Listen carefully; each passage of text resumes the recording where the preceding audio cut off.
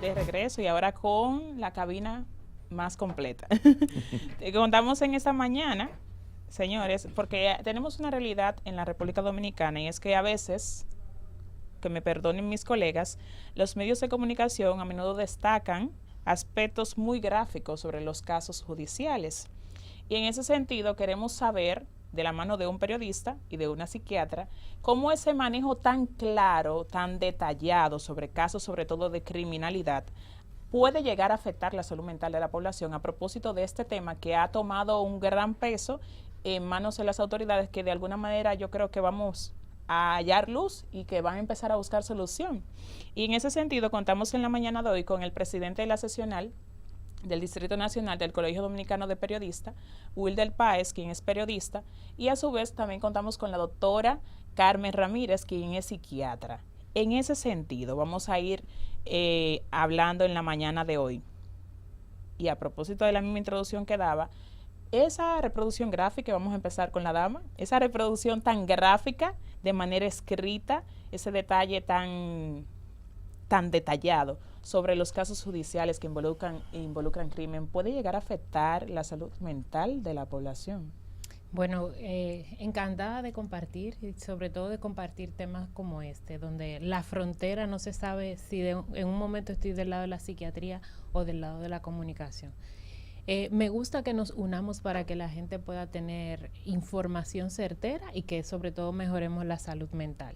Mira, el hecho de que se transmitan, de que se informen las cosas, genera en todos y en todos los casos un efecto que se llama desensibilización.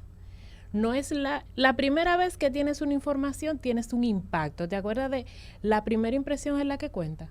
Pero la segunda, la tercera, la 10ª vez, el impacto es un poco menor. Ese mismo efecto tienen las noticias sobre violencia, sobre casos judiciales, sobre abusos sexuales, sobre muertes. En todas las personas tiene ese mismo efecto. La primera vez tiene un gran impacto, pero mientras más información de ese tipo recibo, tengo un impacto menor. Mi cuerpo, mi mente lo normaliza y es más fácil que yo pase a practicar cosas como esa. Otro efecto que tiene es el asunto del morbo y la visión tubular. Cuando tenemos una información cualquiera que forma parte de nuestra cultura, yo puedo estar luego en un estado donde mi mente no esté muy clara, donde yo no esté muy dispuesta a pensar, a elegir entre la mejor opción. Y entonces la que me quede es la que está más compartida. Por ejemplo, cuando me deja un novio, ¿qué dice Romeo y Julieta desde que sabemos? ¿Me entiendes? Entonces, ese efecto, todo lo que va pasando con mucha frecuencia, puede ser que yo lo ejerza en un momento en el que sienta que no tengo nada que hacer. Eso nos hace pensar que debemos tomar medidas para que al compartir la información sobre hechos violentos, sobre casos judiciales, entonces no afectemos directamente la salud mental de los demás. Ahorita, quizá en alguna otra intervención pueda decir qué se puede hacer. Estamos hablando entonces, doctora, de que esta reproducción masiva de casos tan horribles en ciertas ocasiones normaliza ya lo que vemos en los medios de comunicación, pero al mismo tiempo podría ser hasta un estimulante para que una o dos personas puedan repetir esa acción que están viendo en los medios. La respuesta es sí. Así que no sé si se han fijado que después de un hecho violento, los hechos violentos que se producen se parecen. No es que yo no quiero decir aumenta o disminuye, sino que la gente imita al hecho violento que trasciende. En ese sentido, vamos con Wilder, y es que vemos un auge de el desglose de esos casos, como que los medios han prestado importante atención a los mismos. ¿A qué se debe eso? ¿Por qué exponer? Y bueno, y saludarte, Wilder. Sí, buenos días a toda la audiencia, buenos días a todo el equipo acá. No es que vamos a responsabilizar del problema de la salud mental de la población solamente a los medios de comunicación, de todo el problema de la salud mental. Pero sí tenemos que reconocer que hay una insistencia en la publicación de los hechos violentos. Por ejemplo, el uso de la palabra decapitó, degolló, mató, con insistencia, pero no solo usted saca el hecho una vez, sino que esa noticia se le da un seguimiento y usted narra en esa noticia, hasta la velocidad con que el cuchillo va a penetrar a la víctima. Hasta eso se narra en los textos. Yo siempre digo, bueno, pero ¿y para qué hacerle 6 noticias a un mismo hecho violento? Es como que sentarnos entre los medios, entre sí una preocupación que tengo como directivo del periodismo, es sentarnos entre todos y ver cómo podemos regular, bajarle a eso. Porque yo no te puedo decir a ti, no vamos a publicar la noticia de la niña que fue decapitada. 2 semanas antes se había tirado otra de un balcón. No es que no la vamos a publicar, ahora le damos eso casi un mes de noticia, hiriendo, dándole a la población, describiendo de una manera que el periodista, que nosotros tenemos que hacer un trabajo, que describir, que hacer el trabajo, pero vamos a tratar eso de otra manera, vamos a darle un trato más suave, vamos a utilizar palabras, por ejemplo, le quitan la vida, no pongamos decapitó, o se quita la vida lanzándose de un edificio.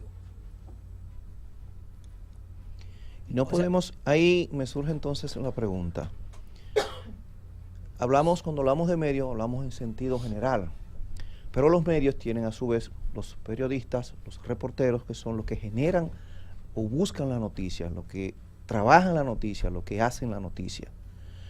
Podemos decir entonces que la forma en que ese reportero escribe es a través que el medio, pensando precisamente en lo que es la publicidad, en lo que es la adherencia de la fijación hacia el medio, al yo poder tener o mayor connotación en el ámbito social, quizás force un poco al periodista a escribir de esa manera. Sí, vamos a puntualizar en eso. Hay un asunto de medición en los medios de comunicación. Un asunto de medición. Las plataformas sociales ahora, que si han hecho un bien al mundo, es cierto, pero también pueden contribuir a difundir el mal a gran velocidad. ¿Qué pasa? Hay un asunto de medición. Los medios de comunicación, tú pones una noticia, seguimos con la misma noticia. Mujer decapita a su hija. Y esa noticia midió bien. Los directivos del medio lo que hacen es que agarran el reportero y dicen, tú tienes que darme el seguimiento la semana entera, el mes entero a esta noticia. Esto es lo que está midiendo. Pero ¿y entonces? ¿A consecuencia de qué? De acabar con la población, de meterle a la población más miedo. Que usted mismo como padre, yo sé que usted se ha preguntado, ¿yo soy capaz de hacerle esto a un hijo mío? Usted mismo, la psicóloga puede ahondar más en esa parte. Como padre usted se dice, y yo seré capaz de hacer esto, Dios mío. Porque usted ve tanta noticia y tanta cosa que usted dice, concho, pero es que estamos perdidos todos. Y posterior a esa noticia, entonces se vio lo que la madre que le lanzó un cuchillo a la hija y que le afectó en la cabeza. Sí. La narrativa de esos casos incide a que otras personas, doctora, entonces recurran a hechos parecidos, de alguna manera. Sí, mira, está medido, se llama efecto Welter. Está medido en cuanto a suicidio y se replica a todos los hechos violentos. Cuando un hecho violento trasciende, la gente imita y eso tiene que ver con la visión tubular. ¿Qué pasa cuando los dominicanos tenemos calor? ¿Qué buscamos para refrescarnos? La mayoría de los Entonces casos, los medios de comunicación se han encargado de decirnos qué hacer para quitarnos el calor. Eso funciona así y funciona así porque la psicología funciona así. Ahora, ¿todo está perdido? No. Nosotros tenemos como sociedad, como la gente que elabora y que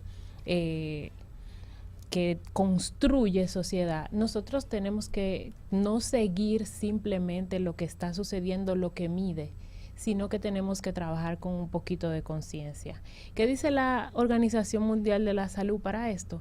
Que cada vez que se publique una información de un hecho violento, también se diga qué hacer para que no suceda.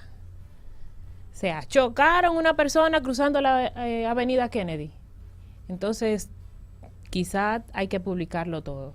Pero también hay que decir, recuerden que la avenida Kennedy en ese tramo tiene un puente peatonal que funciona de tal y de tal y de tal manera. O recuerden que tiene una rampa de esta vía para que usted pueda proteger su salud.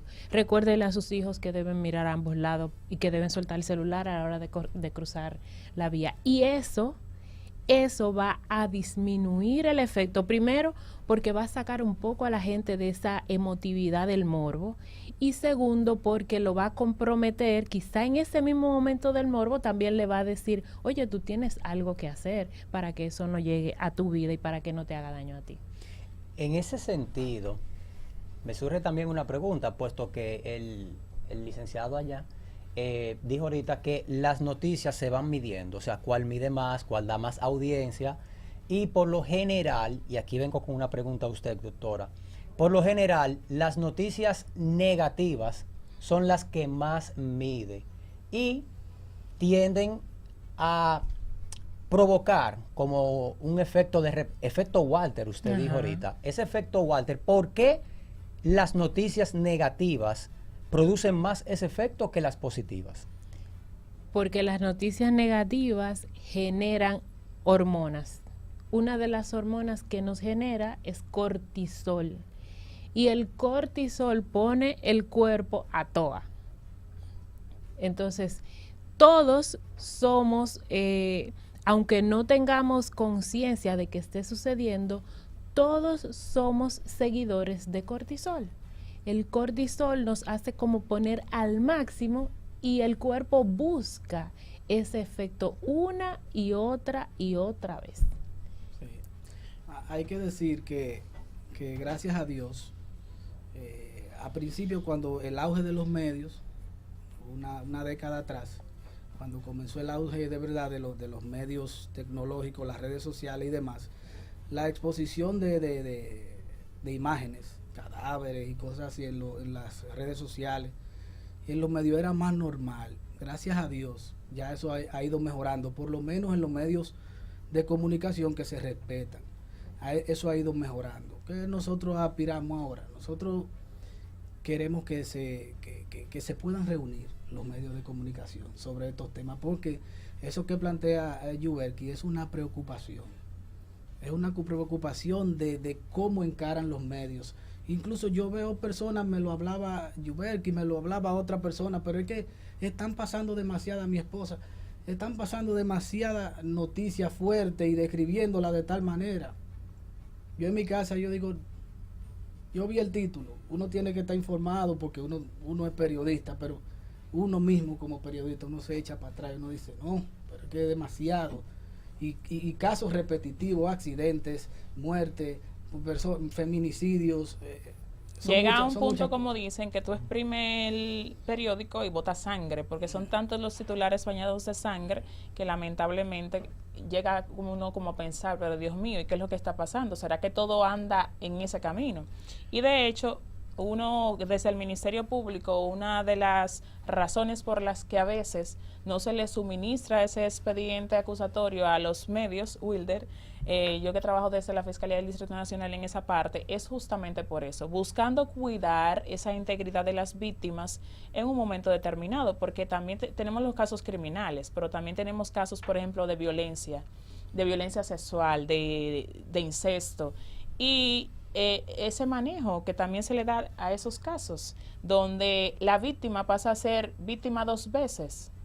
O sea, por ejemplo, en los casos de violencia de género, de incesto, de violación sexual, debería dársele otro manejo, porque la gente a veces hasta tiene miedo de denunciar, de decir, bueno, yo fui víctima de violencia sexual, porque cuando de una forma u otra los medios obtienen ese dispositivo acusatorio, entonces termina de alguna manera dañando mucho la integridad. ¿Qué se podría hacer en ese caso? Mira, si vamos a la historia, a la crucifixión de Jesús y los dos ladrones, fue muchísima gente y no había Instagram en esa época. Y la gente fue a ver el hecho de sangre, lo que iba a pasar. Por eso es un hecho ancestral, es un hecho biológico que la información morbosa, negativa, descarnada llame la atención. Mi llamado siempre es a que los que trabajamos de manera profesional hagamos nuestro trabajo consciente de que va a tener un efecto y que luego quizá yo no lo voy a poder reparar. Me llama la atención, por ejemplo, que se filtran expedientes, ustedes que trabajan en la fiscalía. ¿Y qué pasa con el que filtró el expediente y dijo que a la muchachita la violaron en la cama de la mamá? Yo no me he enterado, no sé si sucede, pero no me he enterado que al medio lo sancionen, que llamen al dueño de medio y le diga, mira, pusieron esto y nosotros estábamos protegiendo este caso, por favor ayúdanos ahí, o tiene el medio cerrado por 2 días, o tiene que pagar una multa, no sé qué cosa, para que tomemos un poco de conciencia y no se le vaya la mano a alguien. A nuestros hijos, a nuestras parejas, todavía los psiquiatras, ya pasó la pandemia, en pandemia se puso muy de moda, no vea noticias, yo le decía a mis pacientes, no vea noticias, mire, se lo voy a dar en una receta, no puede ver noticias. Y todavía queda eso, dígame qué usted hace por la noche, yo pongo a las 11 los noticieros no, usted no puede poner eso porque no va a dormir. Le vamos a dar un medicamento, le vamos a hacer una técnica, pero no va a dormir. Entonces, todavía ha quedado la costumbre de uno decir que la gente no se ponga en contacto con los noticieros precisamente por el efecto que causa en elevar el cortisol y en predisponer a algo negativo y no a algo tan placentero como dormir. En el ámbito social, doctora, y voy a extrapolarlo un poco tiempo atrás, un tiempito bien atrás, ya en el ámbito de hacer quizás un símil entre la sociedad actual versus la anterior, por así decir. Había una revista en una ocasión, yo recuerdo, que se llamaba Suceso, que ya no se imprime. Gracias y a ahí Dios. aparecía todo de manera gráfica y era de dominio público y todo el mundo la veía, todo aquel que podía comprar la veía, andaba, tú la en el encontrabas supermercado, rodando. Pues yo tú de la muchachito veías. la vi un día rodando y la cogí para ver y elogié. Pero esa hasta cierto punto siempre ha existido en el ámbito social. ¿Por qué la sociedad actual es tan violenta en función de la anterior? Porque siempre, para nuestra desgracia, los crímenes y las cosas siempre han existido. Pero en estos días se ha visto con un ahínco mayor, como con una fiereza. ¿O es que es más voluble la sociedad que hoy tenemos? Primero y aparte, ahora hay más posibilidad de enterarnos de lo que pasa en todo el tiempo, en todos los lugares del mundo. Entonces, los hechos violentos que ocurren por allá, nos podemos enterar por aquí. ¿No le ha pasado que su familiar de Estados Unidos lo llama y le cuenta algo del barrio que ustedes no saben? Entonces, eso está ahí. Vamos a poner eso ahí. Sí. Muy a menudo. Entonces, existe ahora la desensibilización con los hechos violentos en los medios de comunicaciones formales, en las redes sociales de cualquiera. Hay gente que yo he tenido que bloquear porque digo, no, pero tú todo lo que pones ahí es para quitar el sueño a la gente. Los fake news. Sí, Agrégale. existen los fake news, pero tenemos muchas personas jugando videojuegos que son violentos en la casa. Tenemos mucha gente usando videojuegos y tenemos mucha gente usando perfil de redes sociales a escondidas de nosotros en lo que puede ser una persona diferente. Yo puedo tener un perfil que me llame Anisha y ahí a usar malas palabras y no tener esta chaqueta y no ser la doctora. Entonces, hay mucha gente utilizando eso. Otra cosa es que hay gente que está viviendo con trampas. O sea, hay mucha gente consumiendo sustancia el día entero. Por la mañana cafeína para despertarse, al mediodía tal cosa para poder estar de esta manera. Cuando va al gimnasio, una cucharada de no sé qué cosa disuelta en agua para esto. En la noche, una bebida energizante para esto. Y luego cuando va de fiesta, se toma esto, se toma aquello. Entonces, hay mucha gente que está expuesta a muchísimos factores para poder ejercer la violenta de una manera desenfrenada. Y eso, desgraciadamente, son las personas con las que tenemos un roce de vehículo en el tránsito, son las personas que viven al frente de tu puerta con puerta en los apartamentos, son las personas con las que tenemos que discutir los problemas en las escuelas de los niños o en la fila del supermercado del banco. Lamentablemente, estamos asistiendo a una sociedad que necesita que pongamos un frenito, que nos sentemos un ratito a pensar qué hacer para doblar un poco, no para eliminar, eso no va a pasar, pero sí para que trabajemos con conciencia, para que cambiemos un poquito el rumbo con eso. En ese sentido, bueno, Carlos, dale. No, lo que pasa es que quiero aprovechar aquí mismo. Usted mencionó los videojuegos. Doctora, ¿qué tan real, para hacer la pregunta así ya, ni todo el mundo me entienda, qué tan real es que los videojuegos pueden influenciar en la actitud de una persona o de un niño, en este caso, que son los que más son susceptibles a absorber ciertas actitudes que pueden ver y replicar en un futuro? Totalmente real, eso está demostrado. ¿Tú has visto niños que hablan como los muñequitos? Ña, ña, ña, ña, ña. Los ha visto, no tienen ningún problema, simplemente están imitando lo que ven. Y si la gente se pasa horas en contacto con algo, eso va a influenciar. Si estás leyendo el Quijote, se nota que cuando tú hablas que estás leyendo el Quijote. Entonces, cuando estás usando videojuegos, y los adultos usamos videojuegos, no son solamente los niños, pero los niños tienen un componente diferente, y es que el niño tiene un cerebro que está en desarrollo. Y el niño va a absorber lo que nosotros permitamos con lo que él se asocie. Si usted dice malas palabras, el niño va a decir malas palabras. Si en el Free Fire matan personas y botan sangre, el niño no va a reaccionar de una manera con un exabrupto ni con histeria cuando vea matar a una persona o botar sangre, porque él está acostumbrado a verlo todos los días. O sea, que hay personas que pudieran crear una distorsión de la realidad. Están distorsionados. En ese sentido, entonces, bueno, cambio un poco de tema, y es que nos quedábamos ahorita solamente en el impacto que tienen en los casos y el manejo de los mismos en la población en general. Ahora bien, cuando hay una víctima también hay una familia afectada.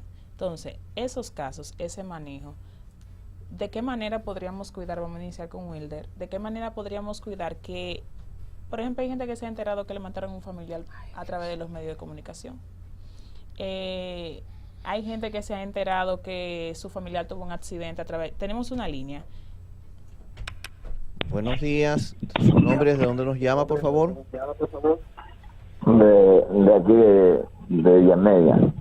Cuéntanos cómo podemos ayudarle. A la doctora Ana Simón. No, está equivocado. Ella está en la semana, los fines de semana no. ¿Verdad? Entonces, en ese sentido, Wilder, tenemos esa realidad de familiares que se enteran de un hecho X relacionado a un pariente a través de los medios de comunicación. A la hora de comunicar, ¿cómo podríamos cuidar esa realidad? Eso es muy difícil, realmente. Esa parte es muy difícil porque los medios no piden permiso para publicar. Los medios, lamentablemente, no piden permiso. Pero de alguna manera, por ejemplo, tuvo un accidente una persona y es necesario publicar la foto, la manera en que tal vez se encuentre, se podría frenar un poco. Si en el parte. accidente, por ejemplo, yo voy a cubrir un accidente, yo he ido a algunos lugares a hacer cobertura. Y la familia me dice, si hay algún sobreviviente familiar que le duele la víctima, me comunica. Nosotros no queremos que salga esta noticia, porque tenemos familiares que esto le puede caer muy grave y se van a enterar de una vez. Ahora, si tú encuentras a la víctima sola, nada más con las autoridades ahí, tú vas a mandar el reporte para el medio y publicar. Y se dan muchos casos, porque tú sabes que hay gente que con la muerte de sus hijos, con la muerte de un familiar, a los días mueren, de tan duro que le da eso, de tan duro que le da esa situación, pero hay una parte que no se puede controlar. Y no solo en los casos de accidente, también en los casos a modo general, de casos judiciales a modo general. ¿Cómo incide, doctora, en los mismos, cómo repercuten en las familiares de los afectados, pero también de los imputados por los mismos? Mira, hay que recalcar que sí que hace daño. Todavía, yéndonos a la vida normal, si alguien en tu familia se muere, no te llaman y te dicen, ay, tú no sabes que fulanito se murió. No te dicen eso. Te llaman y te dicen, mira, fulano está grave, sería bueno que tú vengas, habla con fulana para que venga y visite. Siempre te aguantan el golpe para que tengas un impacto más suave. Y eso es lo que hay que hacer al transmitir informaciones desagradables. Veo que cuando hay un accidente y alguien está tirado en el pavimento lo cubren. Me parece que es la medida correcta que hay que hacer. Veo también que cuando alguien está participando de un hecho, sea que es víctima, sea que sea victimario, se expone, se robó tantas cosas. Y pasó con un funcionario del gobierno pasado que decían que los niños sufrían bullying en el colegio porque el papá estaba siendo judicializado y esas cosas. Hay que buscar la manera de que no extendamos la victimización a los demás. Quizá permitirle a esa persona, mire, tenga un espacio donde usted le comunique a sus familiares lo que está pasando, porque esto ya va a ser público. Manéjelo usted primero, no es que se va a ocultar, pero quizás le pueden dar el espacio para que lo manejen. En el caso de la violencia, en los hospitales se trata de manejar bien discretamente la cosa, pero a veces veo que se hacen reportes incluso desde los propios hospitales y tiran para adelante todo lo que hay. Eso sería bueno que nosotros lo resguardemos para que los familiares de las víctimas y las mismas víctimas sean portadoras de su noticia y no tengan ellos que pasar como por la vergüenza de la revictimización. ¿Le ha tocado a usted asistir de alguna manera a familiares para darle algún apoyo de gente que está siendo o ha sido judicializada? Sí, yo he visto personas incluso que no tienen nada que ver y que vienen con histeria, que vienen con ansiedad, porque dicen en su enfermedad, dicen, como yo soy amiga de ella, quizá a mí también me llamen. Y que va a pensar mi pareja, que van a pensar mis hijos si yo salí con esa persona ese día y pueden llamarme o pudieran implicarme. Mi familia no permiten ese tipo de cosas. Eso, yo veo personas afectadas, pero también veo lo otro. Veo como personas que están siendo parte del hecho, no ha trascendido que están siendo atendidos por psiquiatría, por psicología. Entonces digo, se puede hacer que se resguarde la materia de tal manera que se proteja a la persona en ese sentido. Sí, hay que ver en los grandes casos de corrupción, Medusa, Antipulpo, Calamar, cómo los familiares de los imputados y los mismos imputados nos expresan a los periodistas que cubrimos la fuente constantemente. Ellos nos expresan, la exposición en los medios nos ha jodido la vida. Y así tal cual. Ellos mismos lo dicen. Si este caso no fuese mediático, tal vez la cosa fuese menos. Tal vez la pena fuese menos. Eso es lo que es por ahí que ellos lo dicen. Siempre lo dicen en los pasillos y cuando hablamos con ellos. Y muchos dicen no queremos. Hay uno especial. Voy a decir el caso Medusa, no voy a mencionar nombre, que siempre pone la mano. No quiero fotos, no quiero hablar. Prefieren no. Cero. Ahí mismo quiero tocar ese tema, y es que muchos casos que son cubiertos por los medios de comunicación de manera masiva y repetitiva, incluso pueden predisponer a la población en cuanto a una sentencia, a una posible sentencia o absolución, o sea, la decisión que dé el tribunal.